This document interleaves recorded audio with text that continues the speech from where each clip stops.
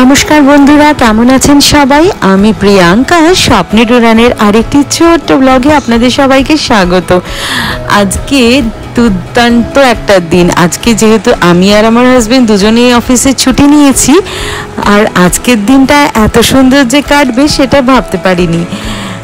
আজকে পুরো দিনটা বৃষ্টি হচ্ছে। বৃষ্টিটা অবশ্য কাল রাত থেকে শুরু হয়েছে, আজকে সকালটাও যেন বৃষ্টি আচ্ছন্ন।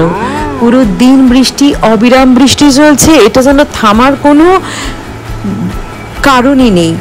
আর আজকের দিনে যেহেতু আমরা ছুটি নিয়েছি, আর ছুটির দিনগুলোতে আমাদের প্রচুর কাজ থাকে, তো তার মধ্যে একটা কাজ থাকে বাজারে গিয়ে কিছু শপিং করা।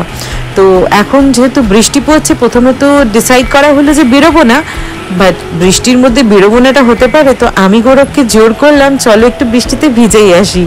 আর যেহেতু ছেলেটাও আমার বাড়িতে আছে, আজকে স্কুল যায়নি, তো ওকে তো সাথে নিতেই হবে, নাহলে তো কান্না জুড়ে দেবে। মা বাবা বাড়িতে আছে, অতিষ্ঠ করে দেবে।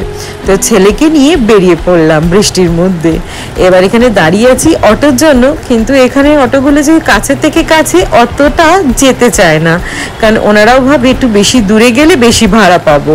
তো ওয়েট করছি অটোর জন্য। বাজারে যাব, বাজারে কিছু জিনিস কেনার আছে, কিনে নিয়ে আসবো। আর এসে ভাবলাম একটু বৃষ্টিতে ভিজে নিই, আর আমি আমার ছেলে দুজনে মিলে একটু বৃষ্টিতে ভিজে নিলাম। এত ভালো লাগছিল, মনটা এত খুশি ছিল যে কি বলবো। মনের মতো অনেক জিনিসও পেয়েছি, আর বৃষ্টিতে ভেজাও হয়েছে। আজকের দিনটা আমরা এত সুন্দর করে কাটাবো সেটাও ভাবতে পারিনি।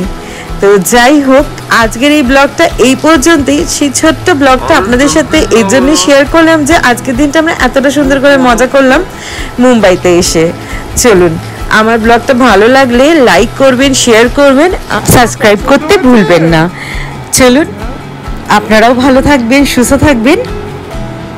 আজকের ব্লগটা এই পর্যন্তই। টাটা।